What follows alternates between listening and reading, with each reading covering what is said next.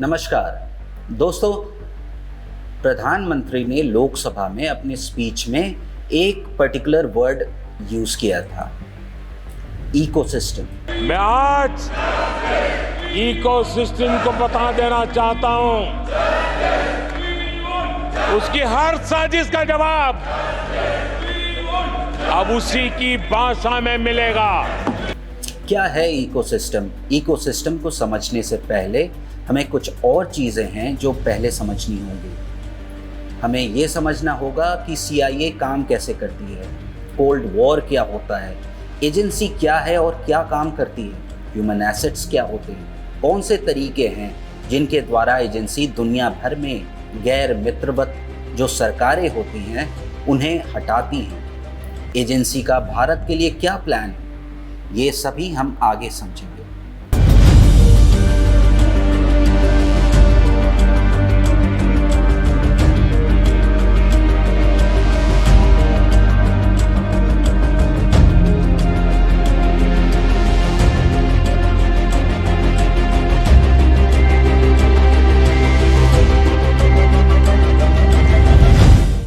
अगर आप सोचते हैं कि देश या युद्ध लड़ाकू विमानों और टैंकों के मदद से जीती जाती हैं तो आप बिल्कुल गलत हैं। सेकेंड वर्ल्ड वॉर के बाद युद्ध की शैली पूरी तरीके से बदल गई। विश्व परंपरागत युद्ध से कोल्ड वॉर की ओर बढ़ गया। देशों पर राजनीतिक दलों और कुछ अभिजात वर्ग यानी एलीट्स का शासन होता था। यदि आप उन्हें नियंत्रित कर सके तो आप पूरा देश नियंत्रित कर सकते हैं। कोल्ड वॉर एक राजनीतिक युद्ध है जहां आप देश पर कब्जा नहीं करते बल्कि उस देश के कुछ प्रभावशाली व्यक्तियों को, संस्थाओं को नियंत्रित करते हैं और उन्हें अपने लाभकारी नीति निर्माण के लिए उपयोग करते हैं, जबकि परंपरागत युद्ध कोल्ड वॉर के विपरीत है। परंपरागत युद्ध दो देशों के बीच एक गंभीर युद्ध है जिसमें घातक हथियार इस्तेमाल किए जाते हैं, जैसा कि हम रूस और यूक्रेन युद्ध में भी देख रहे हैं।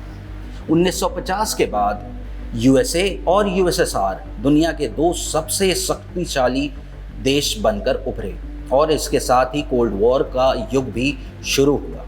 दोनों देश दूसरे देशों पर नियंत्रण करना शुरू कर देते हैं। उनकी ओर से यह काम उनकी एजेंसियां, जो गुप्त एजेंसियां हैं, वो शुरू करती हैं। USA के लिए यह काम CIA करती है और USSR के लिए यह काम KGB करती है। 1992 के बाद USSR को भंग कर दिया जाता है और USA निर्विवाद दुनिया का राजा बन जाता है। एक कॉन्स्पिरेसी थ्योरी कहती है कि आज दुनिया के लगभग 160 देश ऐसे हैं जिस पर अमेरिकी नियंत्रण कायम है।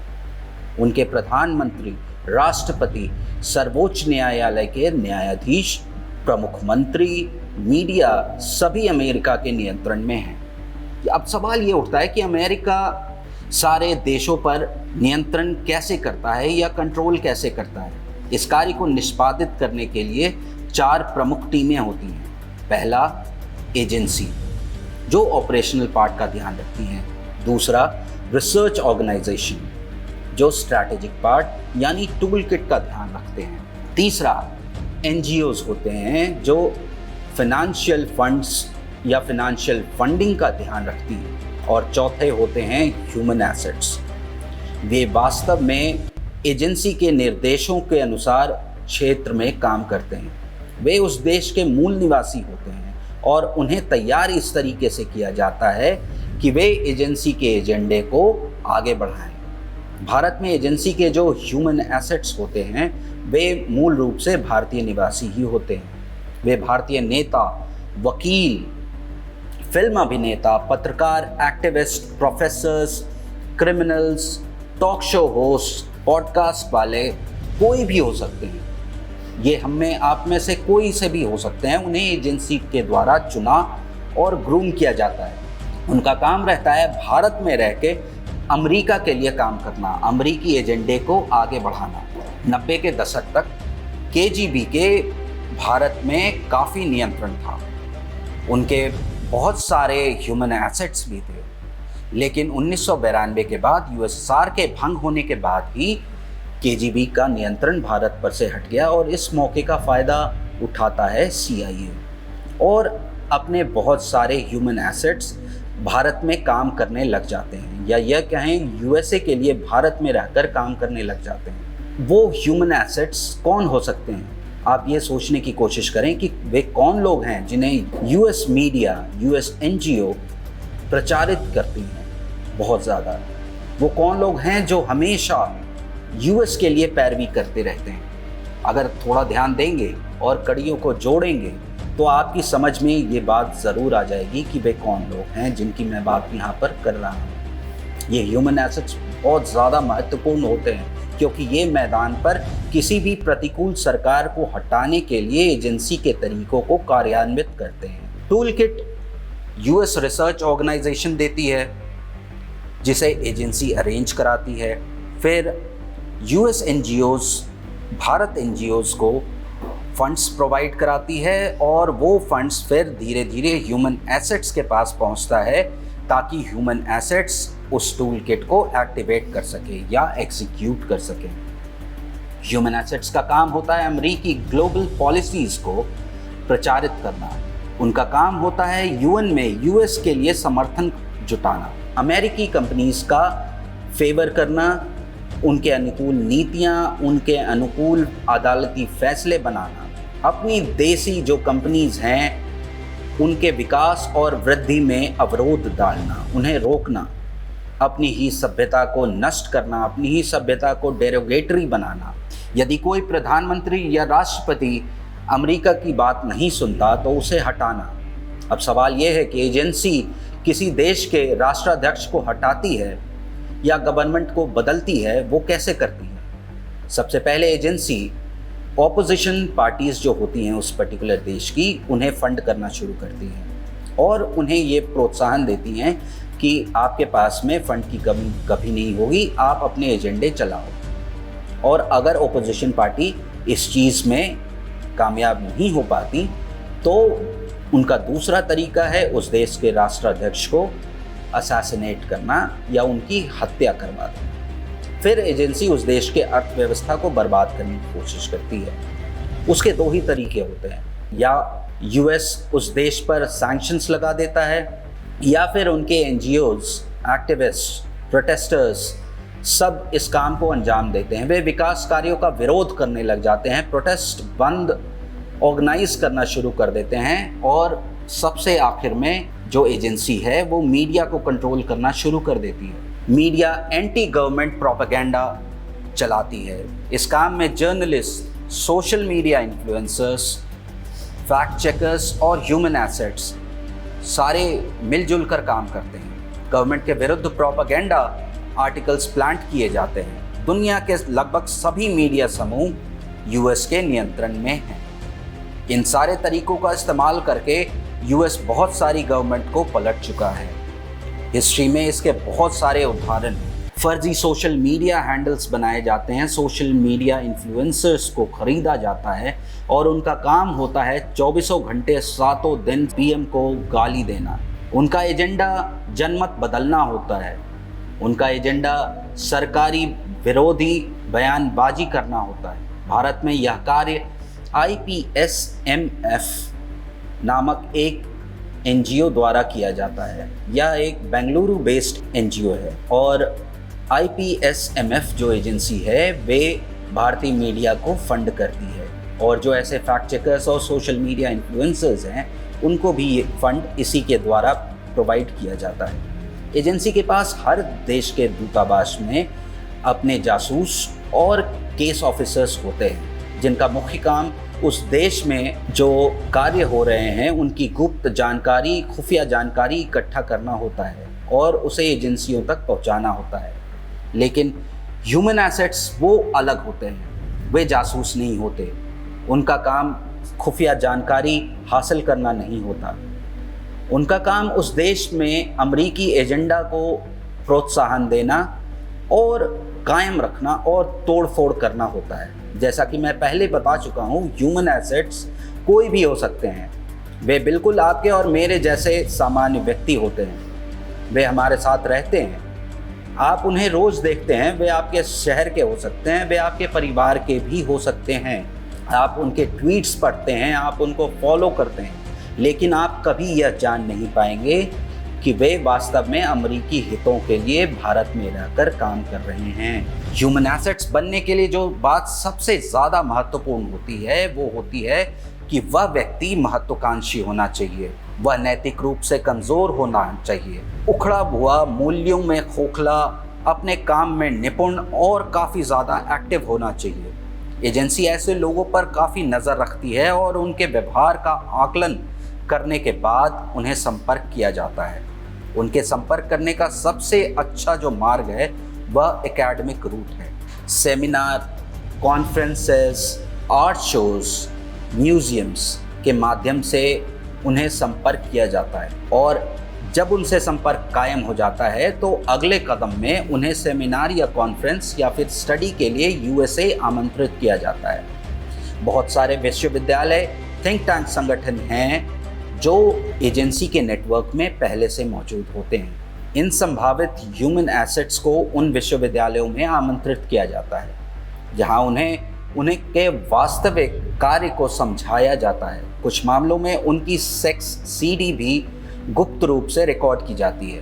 ह्यूमन एसेट्स मूलतः 4 तरह के होते हैं। पहले जो स्वेच्छा से काम करने के लिए तैयार रहते हैं क्योंकि वो अपने देश की सरकार के खिलाफ होते हैं। दूसरे वो होते हैं जो सिर्फ पैसों के लिए यह काम करने को तैयार हो जाते हैं। तीसरे व्यक्ति वो होते हैं जो पहले के 2 तरीके के नहीं होते और उनको काम में लाने के लिए उन्हें ब्लैकमेल किया जाता है। चौथे होते हैं वे लोग जिन्हें पता ही नहीं होता और वो एजेंसी के कार्यों को आगे बढ़ाते हैं, रिट्वीट्स करके, व्हाट्सएप मैसेजेस फॉरवर्ड करके।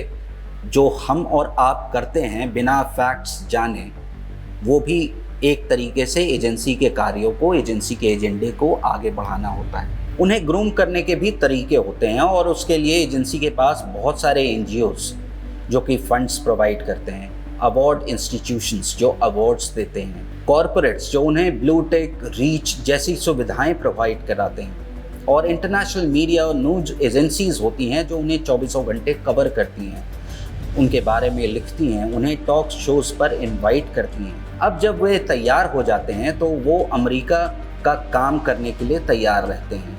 इनका काम भारत में अमेरिकी प्रभाव को विस्तार करना होता है।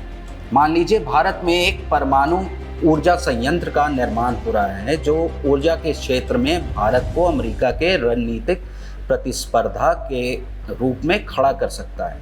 तो एजेंसी भारत में अपने ह्यूमन एसेट्स को सक्रिय कर देगी। एक्टिविस्ट साइट पर जाएंगे और विरोध करेंगे। वकील जो ह्यूमन एसेट्स होते हैं वे सुप्रीम कोर्ट में PIL दाखिल करेंगे। जो न्यायाधीश होते हैं वह स्थगन आदेश जारी करेंगे।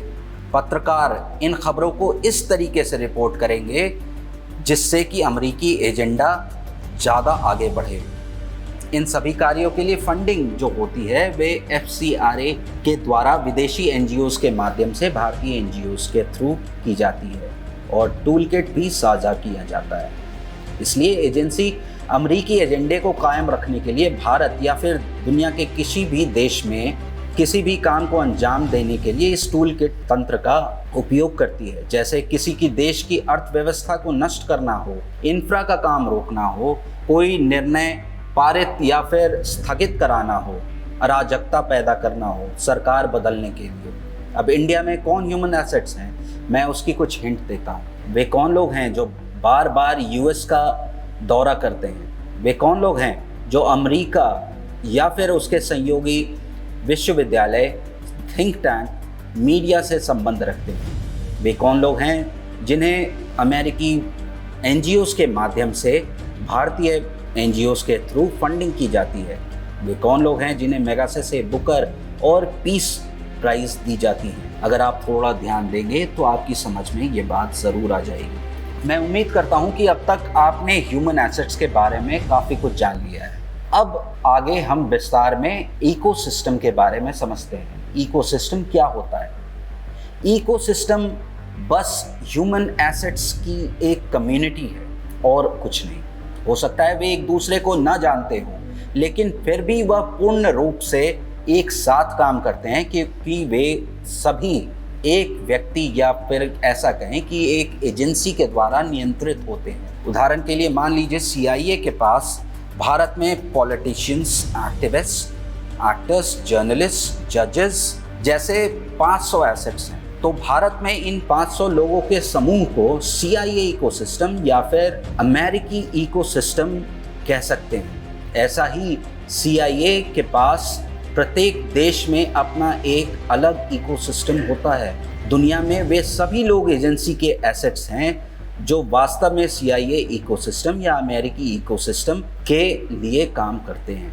अब चूंकि पूरी दुनिया जुड़ी हुई है, इसके लिए किसी भी देश में एक टीम के रूप में अपने ग्लोबल इकोसिस्टम का उपयोग एजेंसी बखूबी कर सकती है। आप सभी ने भारतीय किसान विरोध प्रदर्शन के दौरान रिहाना और मियां खलीफा की एंट्री भी देखी होगी। आपको क्या लगता है, वे ऐसे ही आ गई या वो किसी इकोसिस्टम के द्वारा जो टूल किट चलाया जाता है उसका हिस्सा बनने के बाद उन्होंने वो ट्वीट्स किए थे? जब हम ग्लोबल इकोसिस्टम की बात करते हैं तो इसमें सभी रेटिंग एजेंसियां, मॉनिटरिंग एजेंसियां और इन जैसी जो भी संस्थाएं हैं शामिल होती हैं। CIA थिंक टैंक एक टूल किट तैयार करता है जिसे इकोसिस्टम के सदस्यों के साथ साझा किया जाता है, और जैसे ही उन्हें निर्देश मिलते हैं वे सभी सक्रिय हो जाते हैं।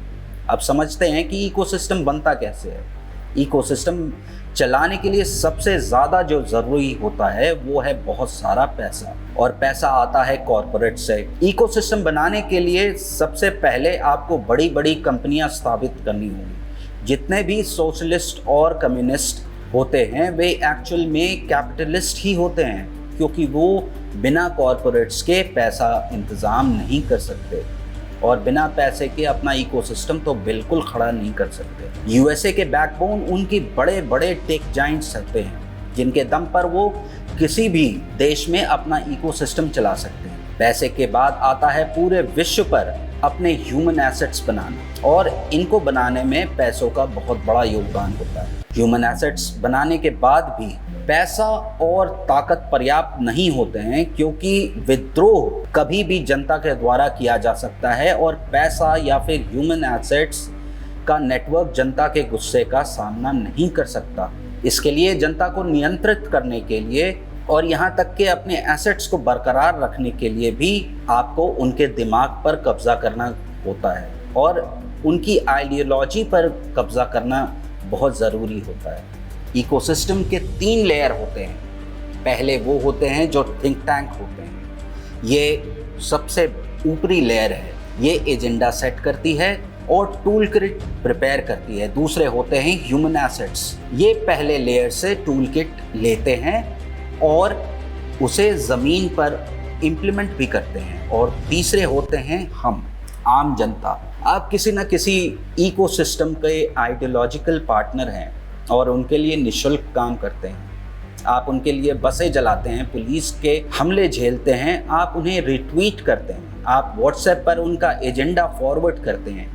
आप ही रामलीला मैदान में थे, आप ही शाहीन बाग में रोड ब्लॉक करके बैठे हुए थे, आप ही ने किसान आंदोलन भी किया और आप उस प्रोटेस्ट का भी हिस्सा थे जिसकी वजह से स्टारलाइट कंपनी बंद हुई और हम चाइना से दोबारा इंपोर्ट करने में लग गए। क्या आपने कभी सोचा है कि ऐसे कैसे समाज के विभिन्न वर्गों के कुछ लोग जो एक दूसरे से बिल्कुल अलग होते हैं, एक दूसरे को जानते तक नहीं हैं, एक ही समय में बिल्कुल एक जैसे ट्वीट कैसे करते हैं? जब इकोसिस्टम का कोई एक सदस्य पुलिस के रडार पर आ जाता है तो पूरा इकोसिस्टम सक्रिय हो जाता है और वो सरकार पर दबाव बनाना शुरू कर देते हैं उनको छोड़ने के लिए। क्या आपने कभी यह सोचा है कि कुछ लोगों के लिए महंगा वकील मुफ्त में केस क्यों लड़ता है? क्या आपने लोगों के विभिन्न वर्गों, वकील, मीडिया, अभिनेता, न्यायाधीश, राजनेता, कार्यकर्ता, प्रोफेसर्स, क्रिमिनल्स के बीच एक अदृश्य गठबंधन देखा है? वे लोग दिखते हैं लेकिन वे लोग सभी एकजुट हैं क्योंकि वे सभी इकोसिस्टम का पार्ट होते हैं। न्यूयॉर्क टाइम्स किसी विशेष राज्य के स्कूलों की लेख क्यों प्रकाशित करेगा? उसे क्या पड़ी है कि भारत के किसी राज्य के किसी स्कूल में क्या पढ़ाई हो रही है? दुनिया में सरकारों का शासन नहीं बल्कि उन लोगों का शासन है जो इकोसिस्टम के द्वारा नियंत्रित होते हैं। इकोसिस्टम 3 तरह के होते हैं पूरी दुनिया में। पहला है अमेरिकी इकोसिस्टम। ये दुनिया का सबसे पुराना और सबसे शक्तिशाली माना जाता है। ऐसा कहा जाता है कि वर्तमान में 160 से अधिक देश ऐसे हैं जिन देशों की सरकार उनके नियंत्रण में है। दूसरे हैं चाइनीज़ इकोसिस्टम। ये नया है लेकिन तेज़ी से फैल रहा है। लगभग 20 से 30 सरकारों को यह नियंत्रित कर रहा है। तीसरा इकोसिस्टम भी है, वो है मुस्लिम इकोसिस्टम। ये छोटा है और अमेरिकी वामपंथी इकोसिस्टम के साथ गठबंधन में है। वे ज़्यादातर तेल के पैसे, हलाल इकोनॉमी और मुस्लिम भाईचारा की विचारधारा पर फल फूल रहे हैं। इन तीनों के अलावा एक चौथा इकोसिस्टम भी है दोस्तों, जो है हिंदू इकोसिस्टम। ये अभी बढ़ नहीं रहा, इसे बढ़ाने की ज़्यादा ज़रूरत है। अगर हम हिंदू इकोसिस्टम बनाते हैं तो आगे जाकर हमें किसी भी अमेरिकी या फिर किसी भी चाइनीज़ या फिर किसी भी मुस्लिम इकोसिस्टम का पार्ट बनने की कोई ज़रूरत नहीं होगी। हम अपनी इकोनॉमी को खुद डेवलप कर सकेंगे और भारत पर किसी भी देश का कोई भी कंट्रोल नहीं होगा। भारत विश्व में एक सुपर पावर की तरह उभरेगा। आशा करता हूँ आज का ये एपिसोड आपको अच्छा लगा होगा। धन्यवाद। आप देखते रहें क्यू वाइब न्यूज़ नेटवर्क।